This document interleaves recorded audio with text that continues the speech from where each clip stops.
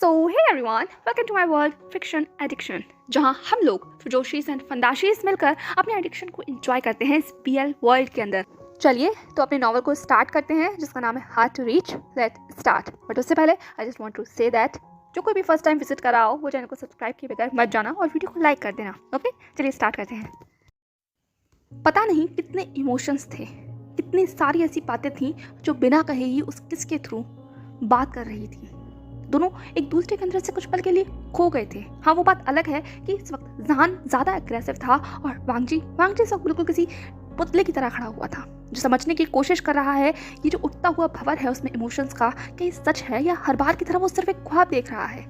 वो किस ज़्यादा लॉन्ग नहीं था, लेकिन जितने भी पल वो दोनों एक दूसरे के करीब थे शायद उस पल को ही वो लोग जी रहे थे। फाइनली जब जहान वांगजी से अलग हुआ तो जहान अभी वांगजी की शक्ल को देख रहा था, लेकिन वांगजी तो ऐसा लग रहा था जैसे किसी ऐसी दुनिया में पहुंच गया है जिसके अंदर बहुत सारे तूफान और आंधी चल रहे हैं। उसके चेहरे को देखकर साफ कहा जा सकता था कि वो इस वक्त बहुत बड़े शॉक में है। जहान ने वांगजी के चेहरे को अपने हाथों में लेते हुए कहा, क्या हुआ स्वीटहार्ट, एवरीथिंग इज ओके। लेकिन वांगजी तो अभी भी पत्थर था। उसके मुंह से सिर्फ एक ही अल्फाज बाहर निकला, वो भी टूटा हुआ, जहान क्या तुम सच में यहाँ हो। जहान ने वांगजी के उन बालों को उसके कान के पीछे लगाते हुए कहा, आंखें खोल कर देखो, मैं सच में यहाँ हूँ, मैं हूँ यहाँ। वांगजी ने अपने हाथ को जहान के उन खूबसूरत से बालों में फिराते हुए उसके चेहरे पर रखने की कोशिश की। वो भी इतने धीमे रख रहा था जैसे कि उसे डर हो अगर ज्यादा तेज रखा तो कहीं ये हर बार की तरह ख्वाब टूट ना जाए। फाइनली जब जहान को उसने छू लिया तो अपने आप उसकी आंखों से एक आंसू की बूंद लुढ़क गई थी। उसने कहा, जहान तुम सच में हो ना, तुम सच में हो, तो तुम यहाँ हो। ये कहते हुए वांगजी ने तुरंत जहान को 2-3 बार छुआ। उसके बाद उसे गले लगाते हुए कहा, तुम हो यहाँ, मैं कोई सपना नहीं देख रहा, मैं कोई सपना नहीं देख रहा। ये कहते हुए वो कितना ज्यादा इमोशनल हो रहा है, कितनी सारी चीज़ों को वो एक साथ फील कर रहा है। ये सब कुछ उसके एक्शंस में, उसकी वॉइस में बहुत ही क्लियरली विजिबल हो रहा था। जहान ने वांगजी को जब इस तरीके से देखा तो वो खुद को हंसने से रोक नहीं पाया। उसने कहा, हाँ मैं हूँ, शांत हो जाओ, प्लीज काम डाउन। ये कहते हुए जहान ने वांगजी को खुद से दूर किया। उसके बाद उसके चेहरे की तरफ देखते हुए कहा, calm down, take a deep breath, मैं हूँ यहाँ, मैं हूँ। ये कहते हुए वो वांगजी को शांत कराने की कोशिश कर रहा था कि वांगजी इस वक्त कुछ ज़्यादा ही ओवरली एक्साइटेड था। उसकी सांसें चढ़ी हुई थी, उसकी आंखें बड़ी हो गई थी। उसके लफ्ज निकल नहीं पा रहे थे मुंह से कि वो इतना ज़्यादा इस वक्त ओवरवेलमिंग फील कर रहा है खुद को। फाइनली जब वांगजी थोड़ा सा काम डाउन हुआ तो उसने जहान की तरफ देखते हुए कहा, ये ख्वाब नहीं है। जहान ने हंसते हुए कहा, इतना खूबसूरत ख्वाब कैसे हो सकता है, ये ख्वाब नहीं हकीकत है। आखिर जहान तुम्हारे ख्वाबों में नहीं, तुम्हारे सामने खड़ा है, तो तुम मुझसे कुछ कहोगे नहीं। वांगजी ने कहा, पर कैसे, मतलब तो तुम क्या कर रहे हो। हाँ, वांगजी ने सवाल पूछा तो एक जहान की वो चेहरे की जो हंसी थी वो एक पल में जैसे कहीं गायब हो गई हो और उसके चेहरे के ऊपर एक अजीब से इमोशन ने जगह ले ली हो। जहान ने कहा, क्यों, तुम नहीं चाहते मैं यहाँ आता। हाँ, क्या तुमने मुझे मिस नहीं किया? अगर तुमने मुझे मिस नहीं किया तो फिर मैं यहाँ से जा रहा हूँ। ये कहते हुए जहान मुड़कर जाने लगा, पर इससे पहले कि वो अपना एक कदम भी आगे बढ़ा पाता, वांगजी ने तुरंत जहान का हाथ पकड़ा, उसे अपनी तरफ खींचा और उसके लिप्स पर अपने लिप्स रख दिए थे। इस बार वांगजी बहुत डेस्परेट था, इतना एग्रेसिवली वो जहान को किस कर रहा था जैसे कि इसकी सोल को सक करना चाहता हो। जहान भी उतनी ही पैशनेट तरीके से वांगजी को रिस्पॉन्स कर रहा था। वो दोनों कुछ पल ऐसे ही किस करते रहे। उसके बाद जब वांगजी फाइनली कुछ सेटिस्फाई हुआ तो वो जहान से थोड़ा दूर हुआ, लेकिन फिर भी उसने अभी भी अपने फॉरहेड को जहान की फॉरहेड के ऊपर रख दिया था। उसने कहा, no sweetheart, you don't know, तुम्हें नहीं पता मैंने तुम्हें कितना मिस किया, कितना मिस किया मैंने तुम्हें जहान। I am sorry, I miss you so much, I love you. तुमने सुना ना, आई लव यू। वो लाइक नहीं था, वो लव था जहान, वो लव था, वो लव है। And I swear, I promise वो लव रहेगा। सॉरी जहान, आई एम सॉरी। जहान की आंखों से भी आंसू निकल आए थे, लेकिन उसने अपने आंसुओं को खुद पर हावी नहीं होने दिया। उसने खुद को अंदर से बहुत मजबूत कर लिया था इस मोमेंट पर खुद को तैयार करने के लिए। उसने फाइनली वांगजी को खुद से थोड़ा दूर किया, उसके हाथों को पकड़ा और अपने एक हाथ को वांगजी के उन आंसुओं को पोंछते हुए कहा, मैंने कहा ना, काम डाउन, तुम रोगे नहीं, बिल्कुल नहीं रोगे। मैं नहीं चाहता कि तुम अपने इस ग्रूम के अटायर में थोड़े भी गंदे या बदसूरत दिखाई दो। अगर तुम ऐसे रोगे तो बदसूरत हो जाओगे, and I don't like that. हाँ, मुझे हमेशा अपना लान जान एकदम डैशिंग चाहिए, हैंडसम चाहिए, और मैं चाहता हूँ जब तुम स्पॉटलाइट में खड़े हो तो सारी निगाहें सिर्फ तुम पर हो, मेरी पसंद के ऊपर, क्योंकि मेरी पसंद सबसे बेस्ट है, द बेस्ट लान वांगजी। तो चलो रोना बंद करो। ये कहते हुए जहान हंस रहा था, लेकिन उसकी आंखें शायद सब कुछ बयां कर रही थी। और जहान के मुँह से ऐसी बातें सुनकर लान वांगजी शांत तो नहीं हुआ, लेकिन उसके आंसू दुगनी रफ्तार से बहने लगे। जान ने कहा, ओहो तुम तो क्राई बेबी बन रहे हो, मैंने कहा ना शांत हो जाओ। ये कहते हुए जान फाइनली लान वांगजी के दोनों तरफ से आंसुओं को पोंछ चुका था। उसके बाद उसने वांगजी के हेयर्स को ठीक किया, फिर उसकी कॉलर को ठीक करते हुए कुछ दूर खड़े होकर लान वांगजी को देखने लगा। वांगजी बस स्टंट होकर जहान की तरफ देख रहा था। उसे नहीं समझ आ रहा था कि जहान ये क्या कर रहा है, उसके एक्शंस क्या हैं, क्या डिलीवर करने के लिए यहाँ आया है और ये सब कुछ क्यों कर रहा है। वो कुछ नहीं समझ पा रहा था। वो बस वहाँ एक स्टैचू की तरह खड़ा हुआ था। आंसू कुछ पल के लिए से आंखों में ठिठक कर रह गए थे। वांगजी सिर्फ जहान को देख रहा था और जहान वांगजी के पूरे कपड़ों को, उसकी अटायर को, उसके लुक को देख रहा था। फाइनली जब जहान ने वांगजी को ऊपर से नीचे तक देख लिया तो उसने क्लैप करते हुए कहा, अरे वाह तुम तो सच में बहुत डैशिंग लग रहे हो। आई स्वेयर मैंने तुमसे ज़्यादा हैंडसम ग्रूम नहीं देखा। She is a lucky girl, such a lucky girl. I hope तुम दोनों खुश रहो। ये कहते हुए जहान ने फाइनली लान वांगजी की तरफ देखा और जैसे ही जहान के मुंह से ये लफ्ज़ सुनाई दिए वांगजी एकदम से टूट गया। उसने जहान की तरफ अपने कदमों को बढ़ाया पर जहान ने खुद को वहीं रोक लिया। उसने कहा, नहीं तुम आगे नहीं बढ़ोगे। वांगजी ने कहा, जहान तुम जहान ने कहा, नहीं रुको वहीं। मैं यहाँ क्यों आया हूँ शायद मुझे बताना होगा। हम बात करें वहीं से खड़े होकर बात। वांगजी ने कहा, नहीं जहान मुझे तुम्हारे पास आना है प्लीज़, कुछ देर के लिए, सिर्फ कुछ देर के लिए। ये कहते हुए वांगजी सच में प्लीड कर रहा था पर जहान ने अपना दिल को मजबूत कर लिया था। वो नहीं टूट सकता, इसीलिए उसने अपनी मुट्ठियों को बहुत तेज़ी के साथ खींच लिया था। इतनी तेज़ी के साथ कि ज़रूर उसके नाखून उसकी हथेलियों में कर रहे होंगे पर उसका चेहरा ये शायद शो नहीं कर रहा था। जहान ने कहा, नहीं अब कोई किसी के पास नहीं आएगा। हमारे बीच में ये जो बाउंड्री है, ये जो दूरी है, ये ज़रूरी है। समझ आया तुम्हें लानसान? लानसान बस एकदम डम फाउंडेड होकर जहान की तरफ देख रहा था। जहान ने कहा, मुझे ऐसे देखना बंद करो वरना आई स्वेयर तुम्हें नहीं पता मैं खुद को कैसे कंट्रोल करके खड़ा हूँ। खैर मैं जोक नहीं करना चाहता, मैं इस बारे में कोई बात नहीं करना चाहता। मेरी बात सुनो, हमने एक बहुत अच्छा सफ़र तय किया है जान। वो सफ़र सच में बहुत खूबसूरत था, तुम भी मानते हो ना? ये कहते हुए जहान ने वांगजी की आंखों में देखा। वांगजी कुछ नहीं कह रहा था, वो सिर्फ जहान को सुन रहा था। जहान ने कहा, ये सफ़र हमने तब शुरू किया था, शायद हम तब नादानी में इस रिश्ते में पड़ गए। पता नहीं क्या था जो मुझे तुम्हारी तरफ खींच रहा था और कुछ शायद तुम्हारे अंदर भी था जो मेरी तरफ तुम्हें खींच रहा था। शायद किस्मत ने ये सोचा था कि हम दोनों एक दूसरे को फेस करेंगे। वांगजी तुमने मुझसे कन्फेस किया था। एकदम से वांगजी ने कहा, वो कन्फेशन अधूरा था जान, मुझे तुमसे लाइक नहीं कहना था। जान ने कहा, आई नो मैंने सुना वो। वांगजी एकदम से स्टंट हो गया। उसने कहा, तुमने सारे मैसेजेस सुने जान? जान ने लगभग अपना सर हिलाते हुए कहा, हाँ मैंने सब कुछ सुना, सारे मैसेजेस, लगभग 1000 करीब टेक्स्ट थे और 175 वॉइस मैसेजेस। हाँ 175। तो पता है मैं पूरे कोरिया से लेकर चाइना के सफ़र में तुम्हारे सारे मैसेजेस को सुनता आया। तुम इतना बोलते हो, मुझे तो यकीन नहीं आ रहा जान, इतना तो तुम कभी मेरे साथ भी नहीं बोले जितना तुम वॉइस मैसेजेस में बोल रहे थे। और तुमने मेरा नाम कितनी बार पुकारा। जान बस बोले जा रहा था और वांगजी बस जहान को देख रहा था। ये वो जहान नहीं है जिसे वांगजी जानता है। इसमें कुछ तो बदल गया है, कुछ तो बदल गया है जिसका डर वांगजी के दिल में हो रहा था। वो बस टूट रहा था, बिखर रहा था पर जहान के पास नहीं पहुंच पा रहा था। वो पहुंचना चाहता था, खींच कर जहान को गले लगाना चाहता था, इस खेल को ख़त्म करना चाहता था जिसे जहान खेल रहा है। कुछ पल के लिए ही सही, वो बस जहान का होना चाहता था पर जहान ने बीच में ही बाउंड्री खींच दी है। वांगजी ने कहा, जहान एकदम से बोलते बोलते रुक गया। उसने कहा, क्या हुआ? वांगजी ने कहा, तुम क्या कर रहे हो? जहान ने कहा, मैं कुछ नहीं कर रहा। हाँ पॉइंट पे आते हैं।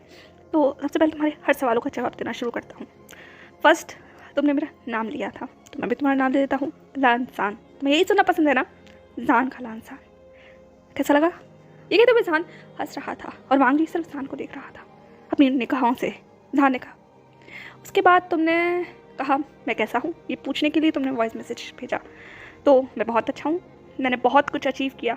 आजकल तो इसकी बात हर जगह हो रही है, तुम तक भी पहुँच ही गई होंगी। अब ये मत कहना कि तुम मुझ जैसे स्टार को नहीं जानते। एटलीस्ट मैं तुम्हारा स्पेशल वन हूँ तो तुम्हें अपने स्टार के बारे में तो जानना ही चाहिए। कम से कम मेरे बारे में तो जान ही सकते हो ना। लेकिन जान ने विंक किया। वांगजी ने अभी भी कोई रिएक्शन नहीं दिया था, वो बस देख रहा था, सिचुएशन को समझने की कोशिश कर रहा था। फिर जान ने कहा, बात करते हैं तुम्हारे मैसेज नंबर 10 की। उसमें तुमने मुझसे कुछ कहा था क्लब के बारे में, तो अब मैंने क्लब जाना छोड़ दिया है। एंड आई डिसाइडेड कि अभी कुछ वक्त तक मैं नहीं जाऊँगा और मैं खुद को हील करने की कोशिश करूँगा। कुछ जख्म है जिन्हें ठीक होने में समय लगेगा। ये कहते हुए इंसान वांगजी की तरफ देखने लगा। उन निगाहों में कुछ था, इन शब्दों में कुछ था। वांग जी की आंखों में से आंसू निकल गए, उसके जबड़े पिच गए, उसकी मुट्ठियाँ कस गईं। जान ने कहा, वांग जी, इसके बाद तुमने बहुत कुछ पूछा मेरे बारे में, अपने बारे में कुछ बताया, पर पहुँचते पहुँचते मैं उस मैसेज पर पहुँचा जहाँ तुमने वो कन्फेशन रिकॉर्ड किया था। तुम्हें पता है, जब मैं वो कन्फेशन सुन रहा था ना, I swear I feel everything and and and I love you too जान, एंड आई मीन इट। ये कहते हुए जान वांग जी की आंखों में देखने लगा। मुझे नहीं पता ये मेरी फीलिंग्स कब प्यार में बदल गई, बट ये बदल गई। और जब ये बदल गई तब इसका एहसास नहीं हुआ, और जब एहसास हुआ तब तक वक्त जा चुका था, वक्त निकल गया था हमारे हाथों से। पर मैं इस बात के लिए खुश हूँ कि मेरी फीलिंग वन साइडेड नहीं थी, वरना हर बार मुझे वन साइडेड कन्फेशन को साथ लेके चलना पड़ता है। एटलीस्ट इस बार मुझसे सामने से किसी ने कन्फेस किया, एंड मुझे बहुत अच्छा लगा लानदार। वो लव दोनों साइड का था, हाँ, और ये मेरे लिए हमेशा स्पेशल रहेगा। मैं तुम्हें कभी नहीं भूलूंगा, कभी भी नहीं। वांग जी ने एकदम से कहा, जान ने कहा, अभी बात कंप्लीट नहीं हुई है, अब तुम मेरी एक बात सुनो। उस इंसान को कभी अपने ऊपर हावी मत होने देना जो तुम्हारे कान में हमेशा ये बोलता है कि तुम जैसे लोग सोसाइटी में रहने लायक नहीं हैं। Just look at me, look at my self. मैं बाइसेक्सुअल हूँ और इस बारे में सोशल मीडिया में सबको पता है, सबको। आए दिन लोग मेरे बारे में खबरें छापते हैं। क्या तुम्हें ऐसा लगता है कभी मुझे देख कर कि मुझे अपने ऊपर शेम फील होती है, मैं अपने ऊपर एम्बेरस हूँ, या मैं कभी तुम्हारे साथ इस तरीके से मैंने बिहेव किया जिससे तुम्हें ऐसा लगा हो कि मैं अपनी सेक्सुअलिटी पर कभी क्वेश्चन करता हूँ? हम जैसे लोग सोसाइटी में रह सकते हैं, हम लोग भी तुम्हारे ही जैसे हैं, सेम टू सेम। क्या फ़र्क है हमारे अंदर? हाँ, क्या हम देखने में अलग हैं, चलने में अलग हैं, छूने में अलग हैं? नहीं, सिर्फ फीलिंग्स अलग हैं जो तुम्हारे दिल में तुम्हारे लिए हैं और हमारे दिल में हमारी जैसी हैं। फीलिंग का कोई रूप नहीं होता, कोई आकार नहीं होता, और फीलिंग जब किसी के लिए आती है ना, तो बस वो फीलिंग का जो असर होता है वो वही इंसान महसूस कर सकता है जो उसमें जी रहा है। सामने वाला कौन होता है हमें बताने वाला कि हमें क्या पसंद करना चाहिए और क्या नहीं? हाँ, क्या तुम यह हक लोगों में बांटते फिरते हो? तुम्हारी ये सोच अगर मुझे पता होता ना, तो आई स्वेयर मैं उस दिन कभी तुम्हारे करीब ना आता। Wang ji, I hate those people who questioning himself, who questioning about your existence। मैं तुम्हें प्रेशराइज नहीं कर रहा, नहीं, बिल्कुल नहीं, मैं नहीं करूँगा, क्योंकि ये मेरा हक नहीं है। मैं तुमसे कहने वाला कोई नहीं होता। तुम उस क्लोजेट से बाहर निकलो जिस क्लोजेट में तुमने खुद को कैद कर लिया है। मैं नहीं जानता तुम्हारे ऊपर क्या स्ट्रेस है, बट मैं तुम्हें एक चीज़ बताना चाहता हूँ, कभी भी अपनी सेक्सुअलिटी के लिए शर्मिंदा मत महसूस करना, प्लीज़ वांग जी, वरना तुम जी नहीं पाओगे। और मुझे तो आश्चर्य है कि तुम इतना वक्त भी कैसे सरवाइव कर पाए। हाँ, कैसे? दुनिया में हर चीज़ को भूल कर जिया जा सकता है, प्यार को भी। ये सब कुछ कुछ टेम्परेरी होता है, या यूँ कहो ऐसा होता है जिसे तुम दिल में दबा सकते हो, पर खुद की एग्जिस्टेंस को, खुद के वजूद को भूल कर नहीं जिया जा सकता। नहीं, वो रियल नहीं है। और जब तुम खुद ही अपनी रियल सेल्फ को नहीं जियोगे तो ऐसे जीने का फ़ायदा क्या है? हाँ, क्या फ़ायदा है? मुझे जवाब दो। क्या तुम जवाब दे सकते हो? मेरे पास समय नहीं है, इस सब बातों में बहुत कुछ कह दिया मैंने। I am sorry, I am really sorry. मैं तुम पर सवाल नहीं उठाना चाहता, मैं तुम्हारे सर्कमस्टेंसेस को और ज़्यादा ख़राब नहीं करना चाहता। ठीक है, अगर तुम खुश रहना चाहते हो ऐसे ही तो रहो, बट मैं बस यही कहना चाहता हूँ, खुद को एक्सेप्ट करो। दुनिया तभी तुम्हें एक्सेप्ट करेगी, किसी और से ये उम्मीद मत रखो कि वो तुम्हें एक्सेप्ट करेगा तब तुम अपनी रियल सेल्फ को बाहर लेकर आओगे। नो, बिल्कुल नहीं। पहले खुद को एक्सेप्ट करो, तब दुनिया से ये उम्मीद करना कि वो तुम्हें एक्सेप्ट कर पाएगी। ओके? वांग जी की आंखें झुक गई थी। उसने वहीं साइड में रखी हुई टेबल से सहारा लिया ताकि खुद को संभाल सके। वो जान के शब्दों को सुनकर न जाने क्या महसूस कर रहा था। उसे घुटन हो रही थी, सांस लेना मुश्किल हो रहा था। जान के सवाल बहुत तीखे थे, या यूँ कहो बहुत ज़्यादा सीधे थे, बिल्कुल आईना जैसे लाकर सामने रख दिया गया हो, और वो आईना सवाल पूछ रहा है, और सवाल की आवाज़ बहुत तेज़ है, बहुत तेज़। वांग जी सहन नहीं कर पा रहा। जान ने कहा, तुमने उस मैसेज में कहा कि तुम हमेशा मेरे रहना चाहते हो। वांग जी तुरंत अपनी निगाहों को उठाकर जान की तरफ किया। उसने कहा, हाँ, मैं हमेशा तुम्हारा रहूँगा जान, तुम्हारा। मेरे ऊपर कभी किसी और का हक नहीं होगा, और आई प्रॉमिस, आई प्रॉमिस। जान ने कहा नो, नो बिल्कुल नहीं, नहीं। वांगची ने कहा जान ने कहा नहीं, नहीं कोई वादा नहीं करोगे, कोई वादा नहीं, ना मैं तुमसे ना तुम मुझसे। और आखिर इस बात का क्या मतलब है कि तुम हमेशा मेरे रहोगे? नहीं नहीं वांगची, तुम किसी के नहीं हो, ना मेरे, ना अपनी फ्यूचर वाइफ के, ना अपने फादर के, ना सोसाइटी के किसी के भी नहीं हो, तुम खुद के हो। तुम्हारे ऊपर तुम्हारा हक है, बाकी किसी को ये हक कभी मत देना। मुझे ये हक नहीं चाहिए, बिल्कुल नहीं चाहिए। समझ आया तुम्हें? तुम हर चीज़ करने के लिए फ्री हो। ऐसी शादी में तुम जा रहे हो जिस शादी का क्या फ्यूचर होगा मुझे नहीं पता, तो सोचना भी नहीं चाहता, क्योंकि उसे सोचते के साथ ही मुझे घबराहट महसूस हो रही है। खैर उस बारे में बात नहीं करते हैं। मैं बस ये कह रहा हूँ, भविष्य में अगर कभी तुम्हें मौका मिले कुछ करने का या शादी से बाहर निकल कर किसी और के साथ आगे बढ़ने का, तब मैं ना हूँ तो तुम बढ़ जाना। कभी ये मत ख्याल अपने दिमाग में लाना तुमने मेरे साथ क्या किया या हमारे साथ क्या हुआ। नहीं, हमारे साथ कुछ नहीं हुआ। हमारा एक रिश्ता बहुत खूबसूरत था, हम दोनों ने उस रिश्ते में उस खूबसूरती को महसूस किया, शायद यही मुकम्मल था। इसके अलावा और कुछ नहीं चाहिए, मुझे नहीं चाहिए, तुम्हें नहीं चाहिए। हम कंप्लीट हो चुके हैं, वी आर कंप्लीट।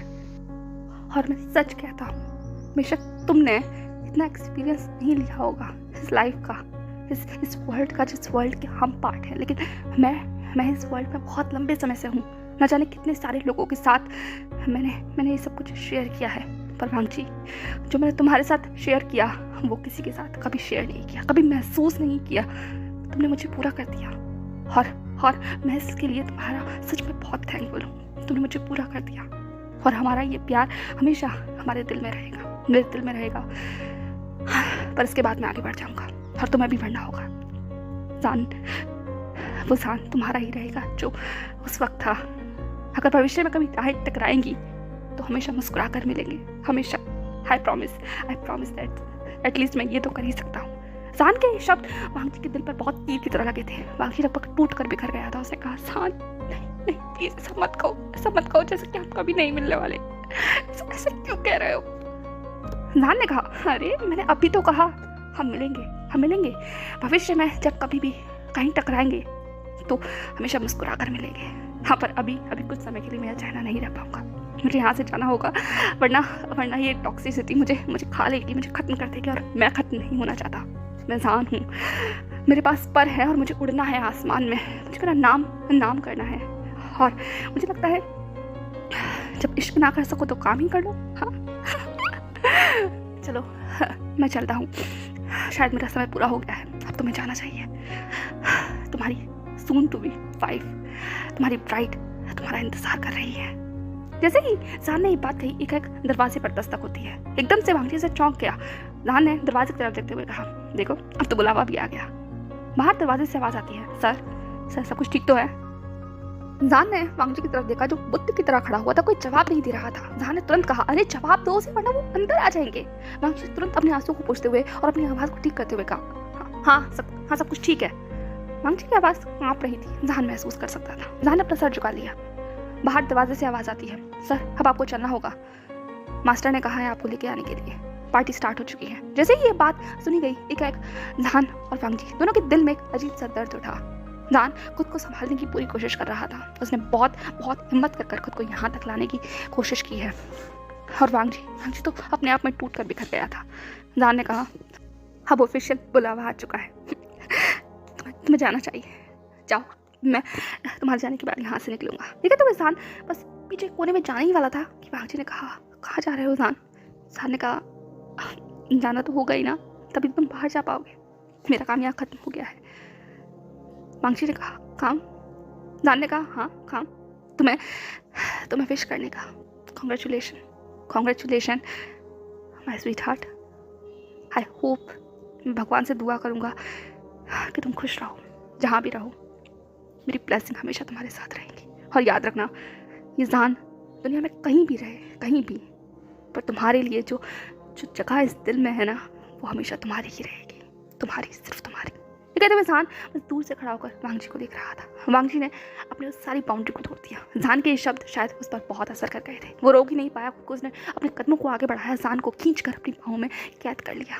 वो जान को इतनी तेज हक कर रहा था कि जान एकदम से जैसे पूरी तरीके से वांगची के अंदर समा ही जाएगा। और जान ने भी अपने आप को वांगची के हवाले कर दिया। उसने भी वांगची को बहुत स्ट्रांगली होल्ड कर लिया। दोनों दूसरे की एम्प्रेस में जैसे खो गए थे। वांग जी बस जान की उस सेंट को अपने अंदर महसूस कर रहा था। उसने कहा, जान love you, I love you, मैं तुम्हें हमेशा प्यार करूँगा, हमेशा। जान कभी मत भूल कि मैं सच में तुम्हारा, सिर्फ तुम्हारा। तुम कुछ भी कह लो पर मैं कभी आगे नहीं बढ़ूँगा, कभी नहीं। हमारी यहाँ बेशक यहाँ अटक कर रह गई हो जान, पर मैं हमेशा तुम्हारा रहूँगा, सिर्फ तुम्हारा। I'm sorry, मैंने तुम्हें ये दर्द दिया। I'm really sorry, I know। मैं बहुत खराब इंसान हूँ। मैं पता नहीं क्यों तुम्हारी लाइफ में मैंने तुम्हें भी वो दुख दे दिया जो मैं उठा रहा हूँ। जान ने तुरंत वांग जी को शांत करते हुए कहा, नहीं, कोई दुख नहीं दिया, किसी ने भी नहीं। तुमने बस मुझसे मिलवा दिया। अगर तुम मुझे ना मिलते तो मैं इतना अच्छा महसूस कैसे करता जैसा मैं अब करता हूँ। तुमने मेरी एक नए जान से मेरी मुलाकात कराई है और वो जान बहुत मैच्योर है, बहुत ज़्यादा। तुम्हें नहीं लगता मेरी बातों से मैं कितना मैच्योर हो गया हूँ? ये कहते हुए जान ने हंसने की कोशिश की, पर वो सिर्फ एक नाकाम हंसी थी, क्योंकि उसकी इस हंसी ने वांग जी की पकड़ और ज़्यादा मजबूत कर दी थी जान के ऊपर। कुछ पल दोनों एक दूसरे की बाहों में ऐसे ही रहे, पर अब बाहर से आवाज़ तेज़ हो गई थी। लगातार बाहर खड़ा हुआ शख्स वांग जी से दरवाज़ा खोलने की दरख्वास्त कर रहा था। जान ने कहा, अब छोड़ो, मुझे जाने दो, तुम्हें बाहर जाना होगा। वांग जी ने कहा, नहीं। जान ने कहा, बच्चे मत बनो जान, तुम्हें जाना होगा। जान ने कहा, मैं नहीं जाना चाहता जान, प्लीज़ मैं नहीं जाना चाहता, मेरे साथ चलो। एकदम से वांग जी की बात सुनकर जान थोड़ा सकपका गया। उसने कहा, तुम्हारे साथ चलो? कहाँ? वांग जी ने कहा, मुझे नहीं पता, बस कहीं चलो जहाँ से, यहाँ सबसे दूर जहाँ मैं कोई ना जानता हूँ। जान ने वांग जी की तरफ देखते हुए कहा, आर यू श्योर? वांग जी ने कहा, हाँ बिल्कुल। जान ने कहा, वांग जी तुम क्यों ऐसा कर रहे हो? तुम्हारी खूबसूरत इमेज है मेरे दिल के अंदर, उसे बना रहने दो, ऐसी बातें मत करो। नहीं, हम कहीं नहीं जाएंगे। भागना जान का नाम नहीं है, ना जान का काम है।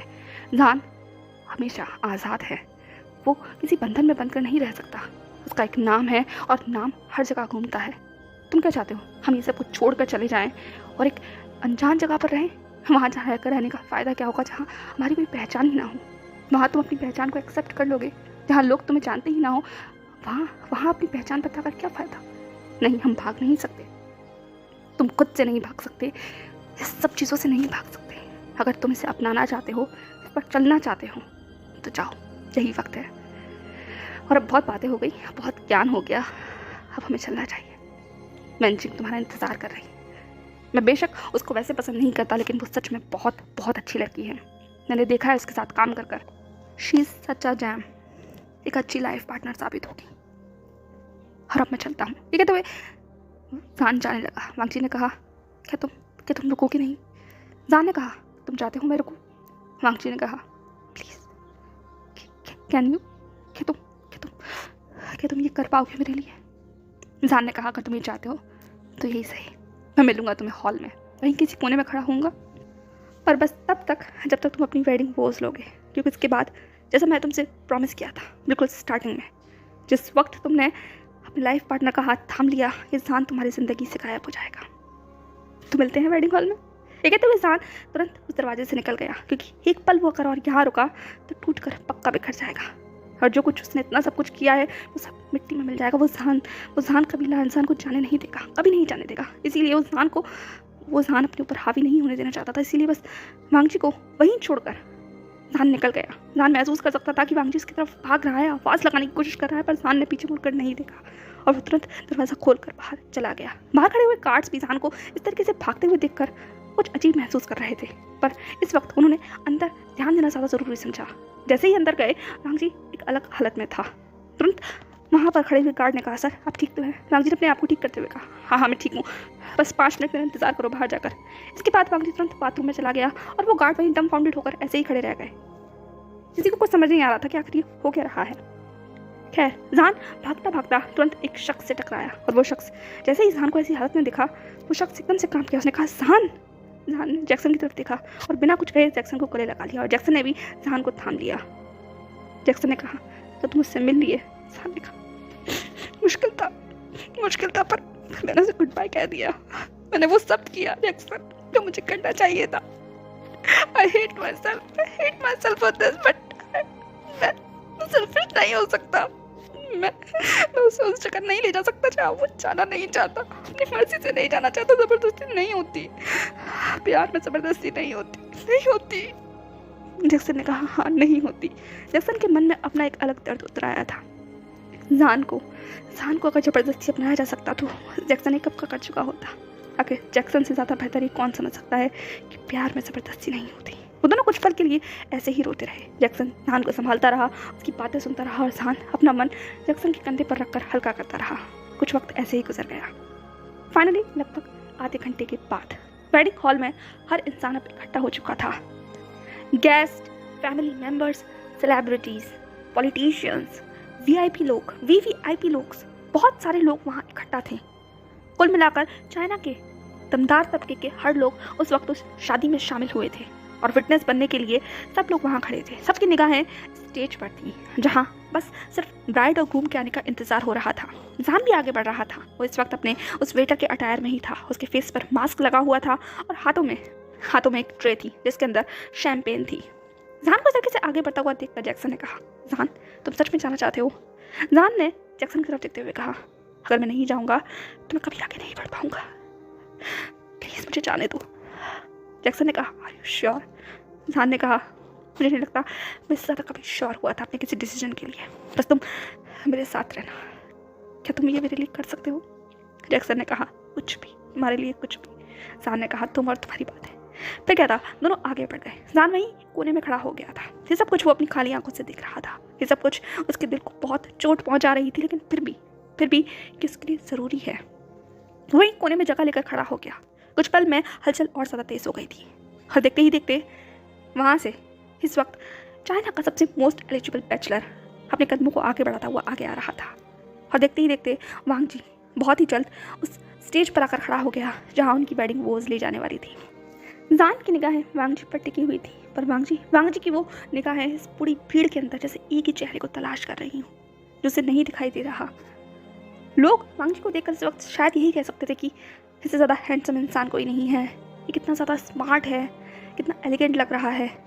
माय गॉड, कितना ज़्यादा स्ट्रॉन्ग पर्सनैलिटी है। बहुत सारी ओपिनियन हो सकती थी वांग जी को लेकर, लेकिन सिर्फ जान समझ सकता था कि इस स्ट्रॉन्ग चेहरे के पीछे, इस इमोशनलेस चेहरे के पीछे एक टूटा हुआ इंसान है। इन खामोश आंखों के पीछे एक चीख है जो चीख कर बहुत कुछ कहना चाहती है। लफ्ज़ों के पीछे कोई मजबूरी है जो शांत दबे पाँव वहाँ बैठी हुई है। सिर्फ जान जानता था कि इस वक्त वांग जी किस हालात में है, पर वो कुछ नहीं कर सकता। ये वांग जी की लड़ाई है और जब वो ही खुद से लड़ना नहीं चाहता तो जान इसमें क्या कर सकता है? कुछ नहीं। पर हाँ, वो उसे इमोशनल सपोर्ट दे सकता है और वो देगा। वांग जी की निगाहें अभी भी भटक रही थी क्योंकि इस भीड़ में वो जान को नहीं ढूंढ पा रहा था। तभी एक आवाज़ आती है, मिस्टर लान, क्या आप तैयार हैं? जैसे ही वांग जी के कानों में ये आवाज़ पड़ी, उसने तुरंत मुड़कर सामने की तरफ देखा तो प्रीस्ट वांग जी को बुला रहे थे। वांग जी ने कहा, इसके बाद प्रीस्ट ने वहीं खड़े हुए वैन की तरफ इशारा करते हुए कहा, प्लीज़ ब्राइड को बुलाया जाए। फिर क्या था, ब्राइड को लाने की अनाउंसमेंट हो चुकी थी और देखते ही देखते उस वेडिंग अजाइल से दूर उस रेड कारपेट पर एक बहुत ब्यूटीफुल ब्राइड धीमे धीमे कदमों से आगे बढ़ रही थी। वो कितनी सुंदर लग रही है, इस वक्त इस चीज़ की चर्चा पूरे हॉल में थी। हर एक की निगाहें वेंचिंग पर आकर टिक गई थी और वेंचिंग अपने हाथों में उस बुके को लेकर वांग जी की तरफ बढ़ रही थी। ना तो ब्राइड और ना तो ग्रूम, दोनों के चेहरे पर कोई एक्सप्रेशन नहीं थे, पर जान के चेहरे पर एक मुस्कुराहट थी और वो मुस्कुराहट सच में बहुत बहुत कंप्लीट थी, अपने आप में कंप्लीट। देखते ही देखते वेंचिंग फाइनली स्टेज पर पहुंच गई थी। वांग जी ने अपना हाथ आगे किया और वेंचिंग को उस स्टेज के ऊपर चढ़ने में मदद की। फाइनली अब दोनों एक दूसरे के सामने थे, पर वांग जी की निगाहें अभी भी आवाराओं की तरह उस भीड़ में घूम रही थी। प्रीस्ट ने कहा, वेडिंग वोज शुरू की जाए। इसके बाद वेडिंग वोज शुरू हो गई। प्रीस्ट बोल रहा था, पर नहीं तो वेंचिंग का ध्यान उस पर था और लानजान उसका ध्यान तो सिर्फ जान के ऊपर था। प्रीस्ट ने कहा, अब आप ये रिंग ब्राइड को पहनाइए। ये कहते के साथ ही दोनों के सामने वो वेडिंग रिंग्स रख दी गई। वांग जी ने अपने कांपते हुए हाथों से उस रिंग को उठाया। वो उस रिंग को देखने लगा और फिर एक बार उसने वापस अपनी निगाहों को भीड़ में दौड़ाया, कहीं तो उसे जान दिख जाए। और फाइनली जान से उसकी निगाहें मिल गई। उसके हाथों में वो वेडिंग रिंग थी और सामने दूर जान खड़ा हुआ था। जान ने अपने हाथ में रखे हुए शैंपेन के ग्लास को ऊपर करते हुए वांग जी को इशारा किया। उसके चेहरे पर वो मुस्कुराहट थी और आंखों में एक चमक, वही चमक जो वांग जी हमेशा से देखना चाहता था। उस भीड़ में सब कुछ शांत हो गया था, सिर्फ जान था जो उस वेडिंग ग्लास को ऊपर कर शायद इशारा कर रहा था आगे बढ़ने का। उसके चेहरे की वो मुस्कुराहट वांग जी को दीवाना बनाने के लिए आज भी काफ़ी है। ठीक उस दिन की तरह आज भी वांगजी सिर्फ जहान में खो गया।